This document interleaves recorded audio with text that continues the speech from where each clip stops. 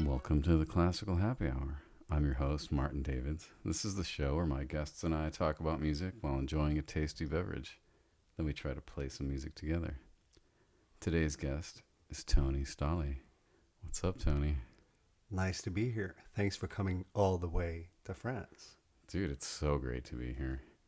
Um, so I've known you forever, and you've done like a lot of different types of work over the years. So, what are you up to lately?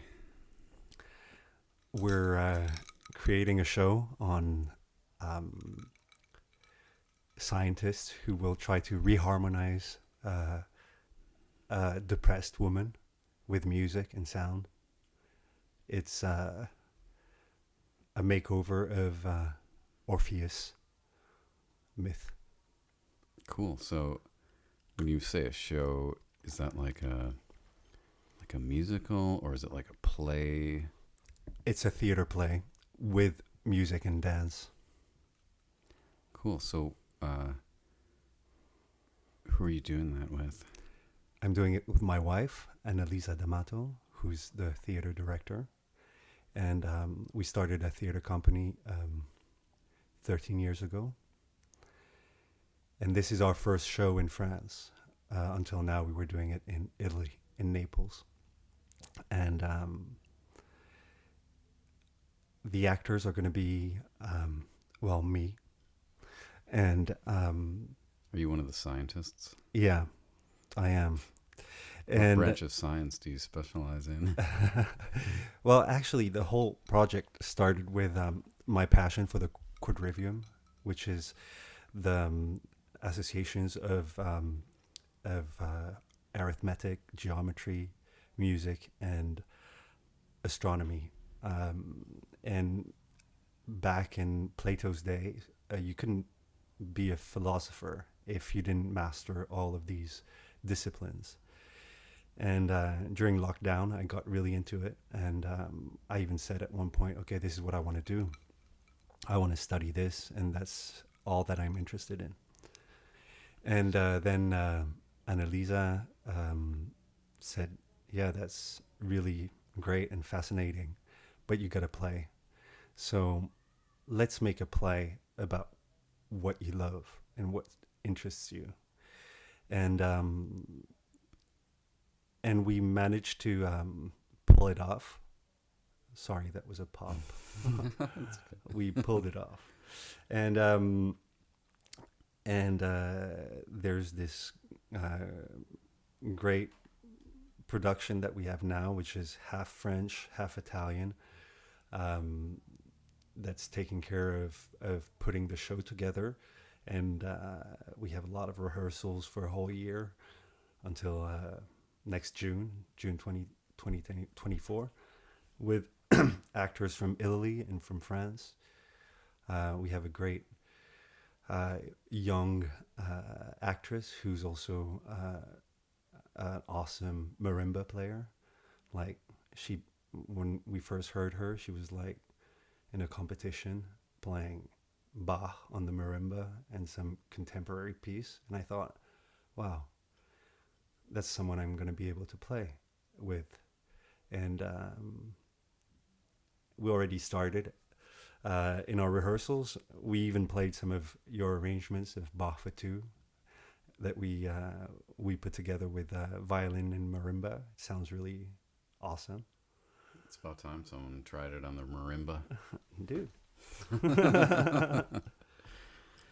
Cool. So, what language is the show going to be in? It's a good question. I mean, at first, the first intent is to make it multilingual, multilingual. Well, with a lot of tongues. But most of the actors are Italian, and some of them can't speak anything else than just Italian, especially two of them. They're fantastic actors, so we wouldn't want someone else, but they just speak Italian. So they're going to speak Italian. We're mostly going to speak Italian, but all of our characters those four scientists and this depressed woman, the four scientists come from different parts of the world. My character is this guy is called Orfeo Shivandrim, and he's a born in India in Bombay from an Italian mother and a Indian father, and so he'll have those memories of his masters in India, his physics teachers and things like that, who are going to speak with some Indian accent. Really? And but the other scientist, the girl who plays the marimba, she's fluent in German and in French, but she doesn't speak Italian. So she'll have some moments where she goes off and speaks in German, when she starts to think on her own or things like that. But with me, she'll be mostly speaking French, and she'll learn Italian for the play, as I had to learn Italian when I first met my wife. And then, so it's basically, they're all going to speak Italian together, and each one will have some kind of memory in different languages, like this Indian accent in English, and then this German, and we have a guy, an actor, an Italian actor, Savino Paparella, who's from the Puglia, the southern Italy, and he has his own dialect, so he'll knock off into that, and the depressed woman is very Neapolitan from the the heart of Naples, so she'll go off in Neapolitan. So it's going to be a lot of languages. Actually, this is the last thing we thought about. I mean, the next thing about that we're thinking about is how are we going to translate? Are we going to translate on stage from the stage, or is there going to be something from outside showing subtitles? And the point of our show is actually being completely independent on stage. Even the sound is going to be all mixed on stage by those acousticians. So we're even thinking that the subtitles will be, generated by us, for us also, so that everyone in the lab can actually understand each other. And that will allow the audience to understand at the same time. That way we don't have this, theater is a particular place where you can experiment in many different ways, but what we really like is that the spectator really live an experience and feel that what's happening in front of them is real. We're not acting it out. So if you start adding some subtitles, then you're taking out of the magic. In a way, you're saying, okay, this is what those guys are saying on stage. Instead, we'd like to find a way that we're actually translating for each other. For each other, yeah. Cool.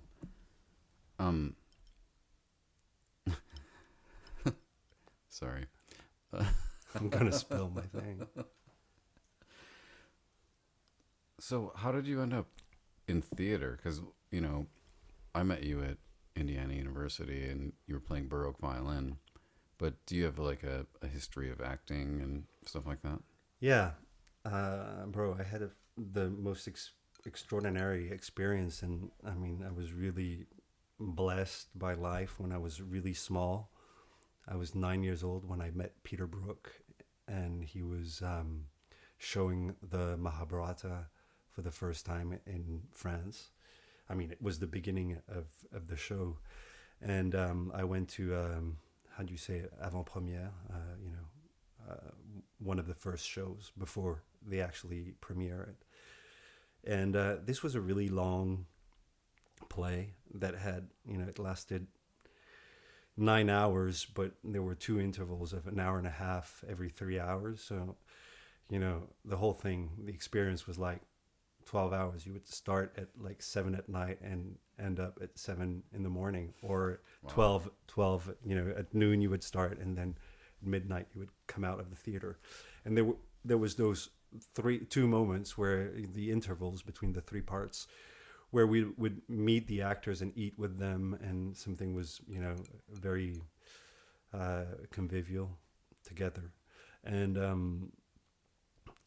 And Brooke was there, and he looked at me. He's like, "You're really young to see this show. I mean, does it even interest you?" I'm like, "Yeah. I mean, I'm half Indian.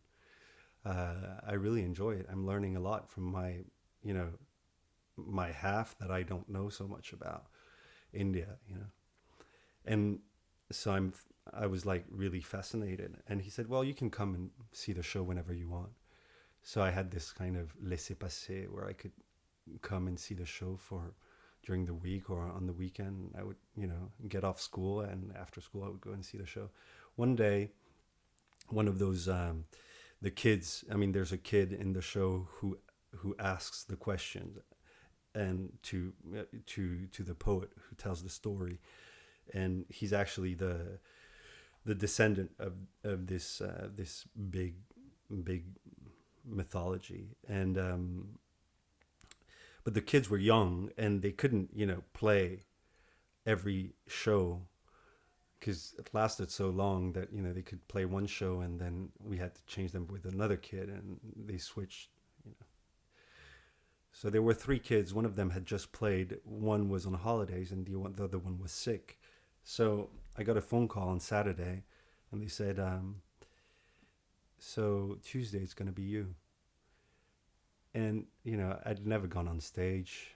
I was 9 years old. I knew the play because I'd seen it already about 10 times. So when you're a kid.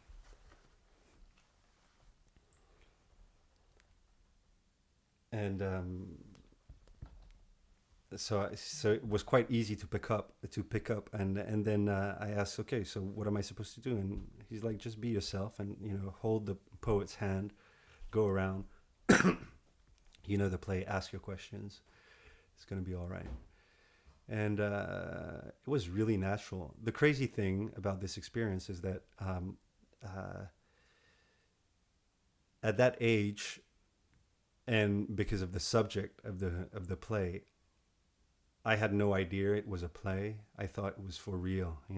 They were talking about my ancestors. I mean, one of the first lines that the poet says to the kid is like, "This story is about your ancestors, how they were brought up, how they grew up, and how a big war arose and all this."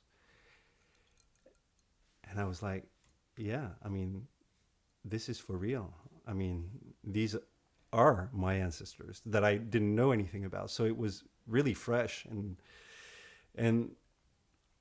so you weren't even really acting. So I wasn't acting. Of course, yeah. At that age, I was definitely not acting. I had no idea what acting was about. I was just listening and asking questions for real, And every day I would get a bit more of the answer, because at first when you hear it, when you're that young, you're like, "Oh yeah," and then you put pieces together. And the heart of this play, of this poem, the Mahabharata, is the Bhagavad Gita, which is a very important sacred text that many people study all their lives, and it takes a long time to understand and to grasp the meaning. It's said that it's if who listens to the Bhagavad Gita will be illuminated, Well,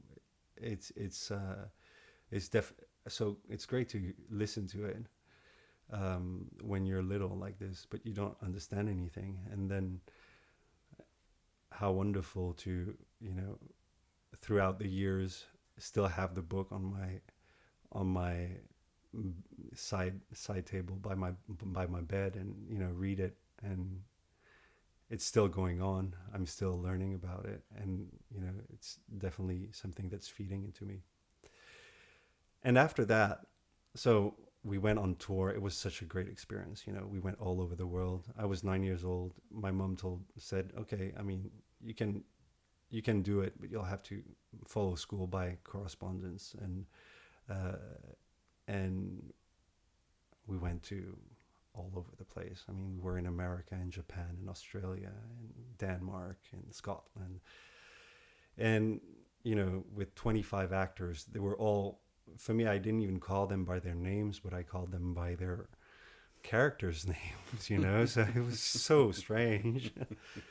And so at that time, I was already studying the violin. You know, I was 9. I had studied from the age of 5. And there were 5 musicians in the play that came from Japan, Iran, Denmark, and Turkey.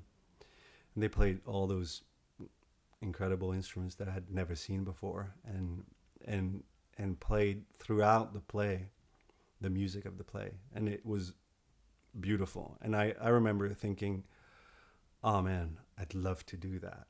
You know, I'd love to be a musician for a theater play. I wanted to be them, you know. And so theater acting was not the thing that was really the thing that I really wanted to do or follow up with. So when the tour was over and the film was over and everything was done, well, I went back to my life and school life and to, you know, studying the violin. And then I went to IU. I met you, you know, and after university, I was in New York and I was playing. I'd forgotten about theater by then, you know. I was like, 24, and I was playing with this orchestra, the New York Collegium and we were playing St. Matthew's Passion in a theater in Brooklyn called the Majestic Theater at the BAM, Brooklyn Academy of Music. And that theater, the Majestic Theater, had been opened for the Mahabharata 13 years earlier when I was, you know, there. Before that, it was closed for 50 years and it was a ruin.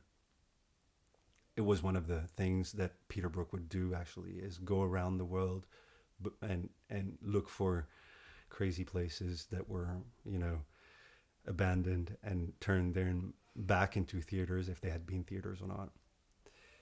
And so I was playing you know, it was great. I entered the Majestic Theater. That's a cool story. I mean, this theater has a wall, the back wall of the theater on the stage was copied on the back wall of the stage of Peter Brook's theater in Paris, the Bouffe du Nord. And it's like, you know, old patined, red. I heard that, like, you know, to make some holes in them, they had brought some guns to shoot in the wall and things like that. And one of the characters in the Mahabharata, in the last part of the play, in the war, there was this guy called Gavotte who was all maked up in green, and he, at one point in the play, he's hanging up from on the wall like this, and his back is rubbing against the wall, and the green wears off. The green of his makeup wears off on the wall. So I walk into that theater that I hadn't seen in 13 years, you know,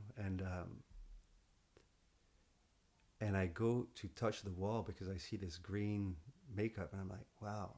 I mean, already the smell was the same. I recognize the smell, but, you know, touching the wall, I approach my hand, and this old lady comes up, you know, a really old lady who, her job was to protect the wall. And she's like, you can't touch the wall. It's Peter Brook's wall. Bro, I tell you, I looked at her, I was like, I know. And it's also mine.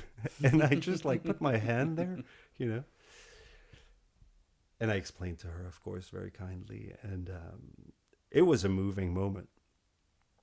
But what was more extraordinary is during the rehearsals, at one point we take a break and I'm putting my violin away in my case and I turn around and coming down the stairs in the, the where the audience sits, Peter Brook walking down. He looks at me and he's like, "What are you doing here?" And I look at him and I say, What are you doing here?" And he was checking out the theater because a week later he was coming with Hamlet, and he wanted to see how the theater was and what modifications he wanted to do for his play. And we hadn't seen each other for a while. He says, "Come and see the play." So I go. It was beautiful. But what was amazing is that the musician that was sitting there playing the music during the play was the same one of the musicians who was in the Mahabharata 13 years later. This old Japanese guy, Toshi Tsushitori, who was, again, playing amazing instruments. Indian esraj, a sort of violin, cello violin with sympathetic strings and all kinds of other things. And I looked at him, after the show, and we spoke, and I said, "Wow, you're still doing this. It's amazing. It's my dream." He's like, "Well, I'm tired. Do you want to take my spot?" And I was like, this has been my dream all my life, I mean, since the age of 9, I wanted to be one of them. And although I was having a great life in New York and a lot of fun, I went back to France to work with Brooke again, but as a musician, not as a child non-actor. And that's how I got back into theater. And then we did many productions together. I mean, I played for his productions in many different music and instruments that I had to learn for those plays: Turkish rebab, Indian esraj, and what you know. And then one day I thought, okay, I think I'm done. I need to go back to, raising my kids and playing Baroque music and things like that. So I put the theater away for a while. And then it came back again in the form of Annalisa, who called me from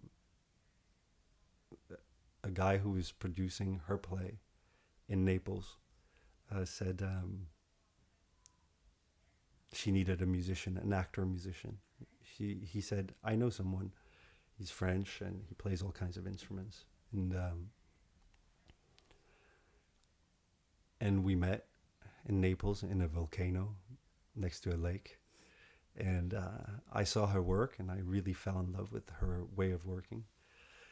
And the magic of our encounter is that she had been next to Jerzy Grotowski, who was an amazing theater director, Polish guy,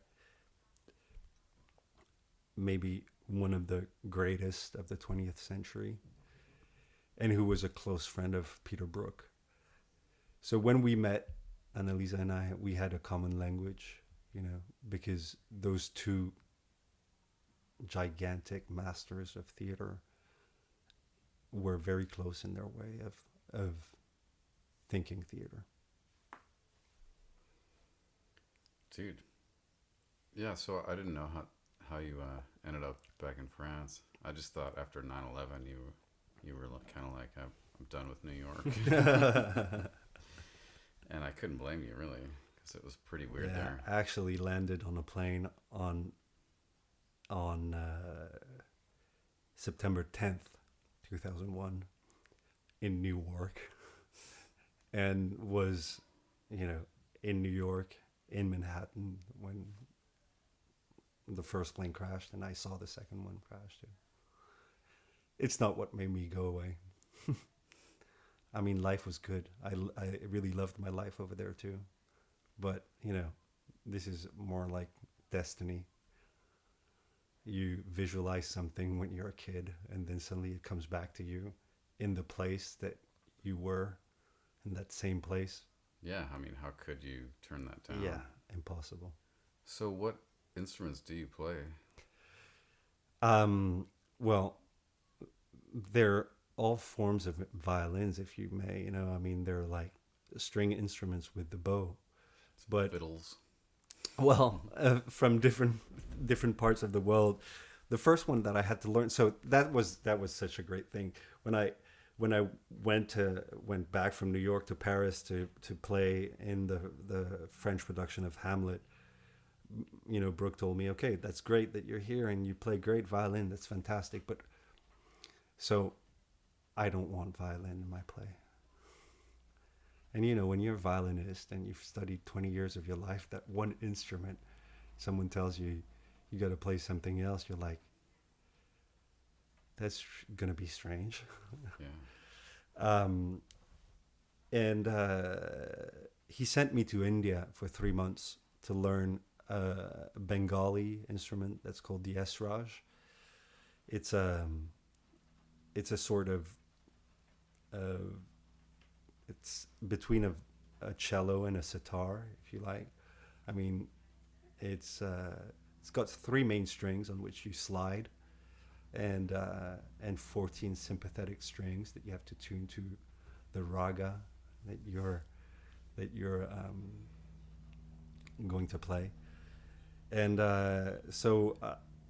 yeah, they sent me to India, to this little town above Calcutta, I think 2 hours away from Calcutta. It's called Shantiniketan, where a great poet and thinker and painter and musician called Tagore set up a university back in the 20s or 30s, I think.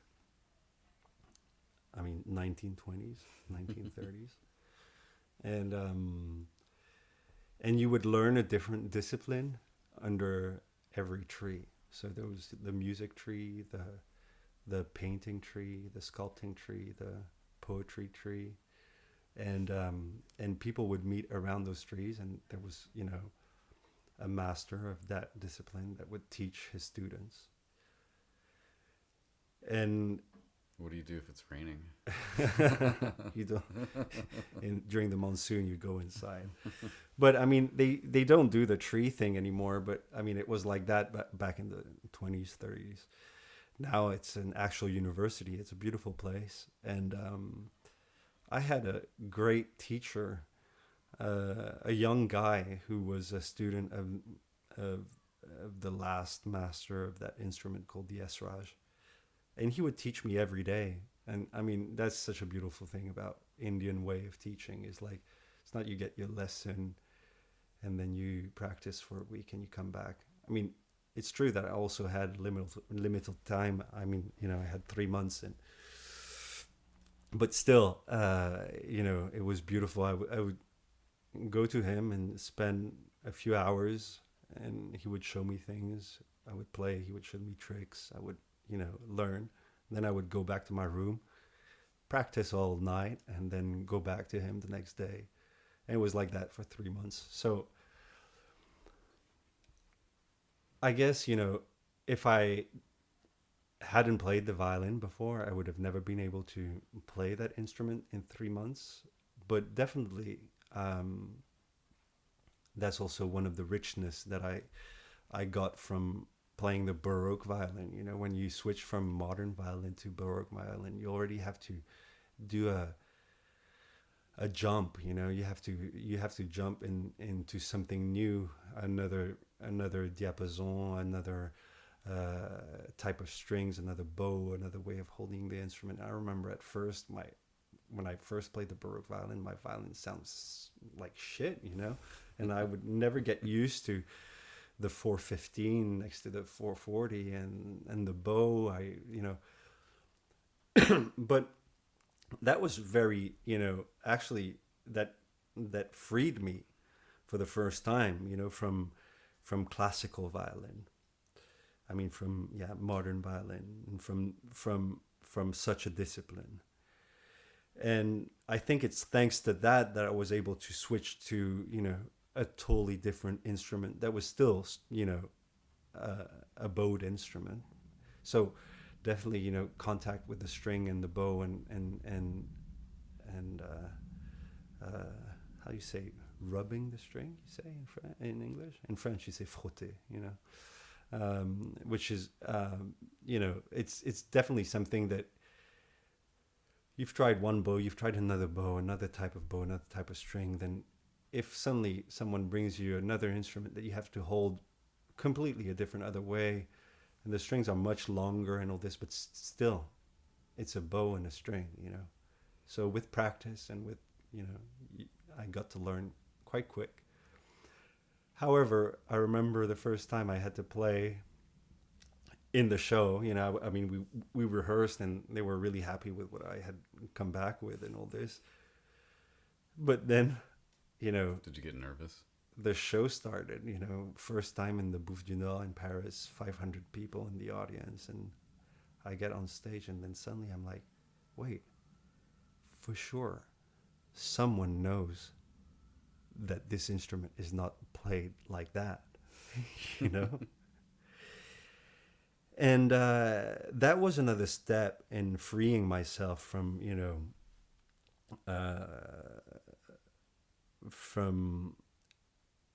from such a disciplined and high standard of your practice and your instrument. Is like, okay, now theater is a different thing. It's not so much about how perfect you're going to play, or is it supposed to sound like this, but you need to actually realize the effect of the sound and the music, and it has to be true. That's the only thing that really matters, is that what you're doing here has to be true. And it doesn't matter if you're not Ravi Shankar, You can't be Ravi Shankar if you're, born and raised in France, even if you have like an Indian father, if you've only spent 3 months on an, Indian instrument. You're not going to get that tradition inside of you, And what is an authentic way of playing that instrument in Hamlet? Well, I mean, the point is, what is this sound gonna do? What is it gonna provoke? How is it gonna change the action of the actors? What is it going to evoke? And I'm not talking about just this, the strumming of the sitar in a Beatles album where, the guy can also not play the sitar, but he's just going, and you're like, yeah, he's in India. No, it's you're bringing the set and the actors and the audience with that into another dimension that they don't know, into a place that is more of a dream.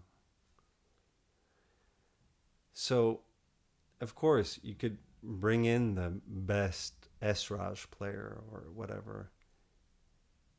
It wouldn't necessarily have a better effect. It's like, the point was not to play Indian music. The point was, this sound, what does it evoke? Where does it take you? And it was even, and next show was on some Sufis in Africa.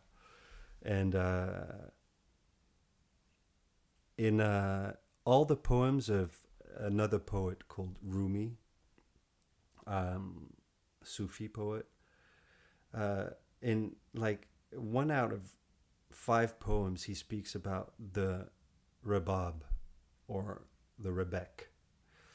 And he says the sound of the rabab is the sound of the doors of paradise that open. And you read it in one poem, in another poem, and another poem. And Brooks said, I want to hear the sound of the rabab. I don't know the sound of the rabab. I want to hear it. He sends me to Istanbul, and I had to meet someone who could teach me the rabab. The rabab is an instrument that no one plays because it's only played in the Sufi ceremonies. And, Turkey has this strange thing about being at the same time religious and not religious, and everything that was religious had been banned. So those Sufi ceremonies were banned, and so no one would play the rabab. And I found a guy, a musician, a classical Ottoman musician, whose father used to play the rabab, and he had his father's rabab. So he brought to me his rabab, and he said, you can play it like this. And he would show me different sound that you could do, different ways of playing traditional music. I mean, yeah, classical Ottoman music. And I spent a month with this guy, and every day he would tell me, tomorrow I'll bring you to someone who will make your rabab. Because, I mean, it was great to have his father's rabab, but I couldn't bring it back home, But since the thing was like forbidden, no one wanted anything to do with it. And so even like instrument makers and all this didn't want to have to do anything with rababs. And at one point he said, you know what, I'm just going to take you to this guy who makes chairs and tables. He has a wood shop. And I know that you've done some violin making. I had done my violin with Robert Young in New York. And you can copy my father's rabab. I only had like 4 days left, dude. I mean, it was like... And I end up in this, old shop in Istanbul where I had to copy his instrument, which I did. And it was fun. And then I came back, and first question was, did you bring back a rabab? I had. That's insane. You had to make your own? Mm-hmm. So you've got your own rabab. I do.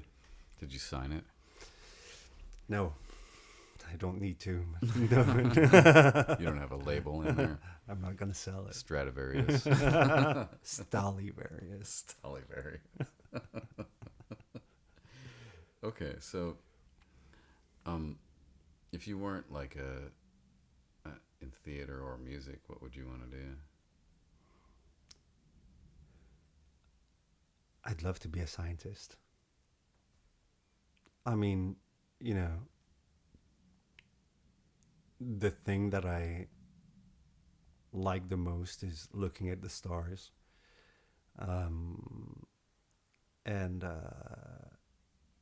Yeah, I would love to be an astronomer and learn everything that has been found until now, and maybe find something else. That's cool. When I was a kid, I really was into astronomy. Yeah.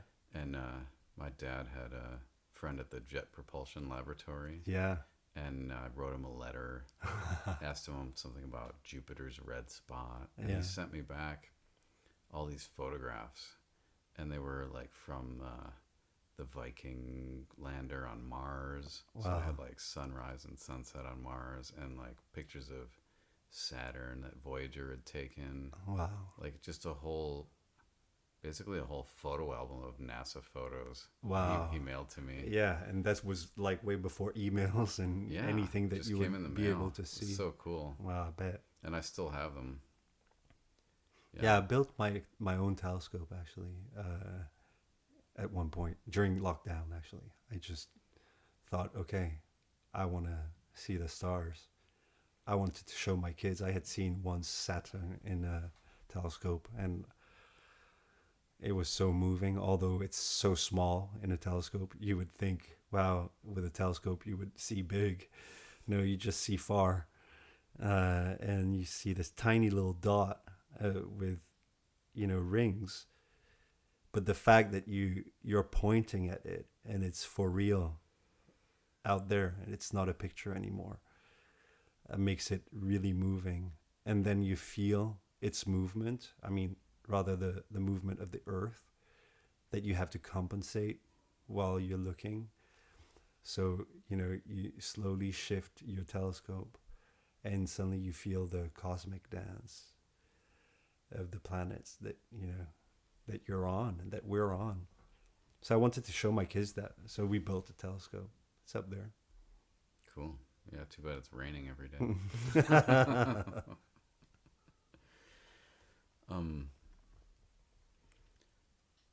So do you have any advice for young people, like either in acting or theater or music?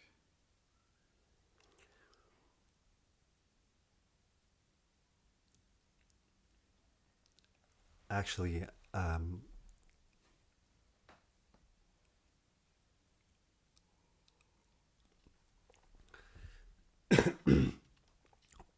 one of the last time I saw Peter Brook, I went there with my daughter, and we did a small passage of The Tempest, Shakespeare's. And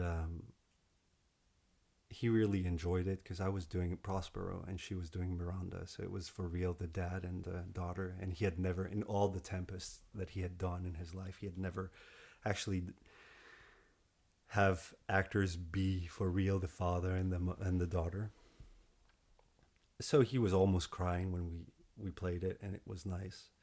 And at the end, he looked at her and he told her to come close, and he looked at her in the eyes and he said,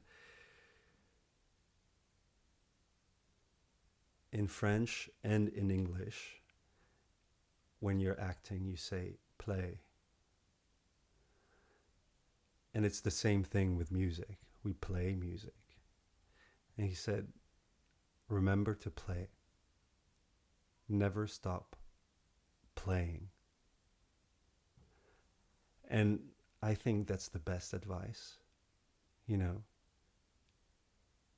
We need to play. We need to enjoy. Whether you're young or old, never forget to play. Cool. Yeah. Well, before we play something, is there anything you want to ask me?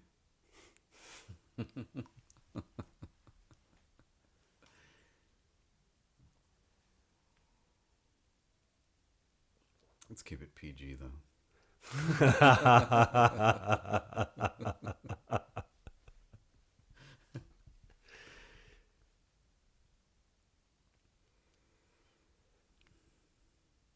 No, bro, I just want to thank you I want to thank you for being you, and doing what you do, and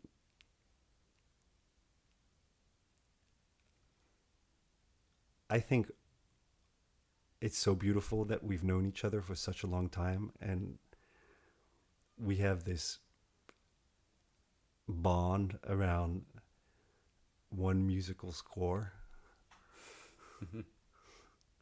one musical book, that we looked for at the library and first played together, and it was so much fun. And then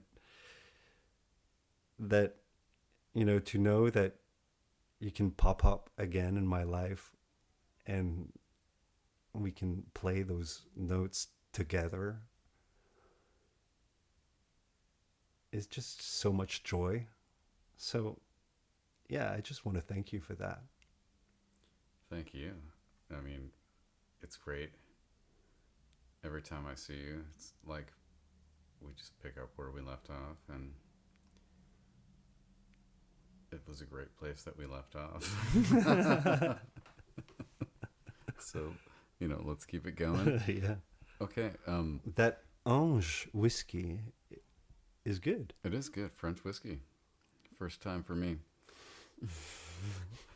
Okay, I want to thank everybody for listening, and please subscribe to the podcast, and if you can rate the show, like maximum stars, and buy all my arrangements at bachfor2.com.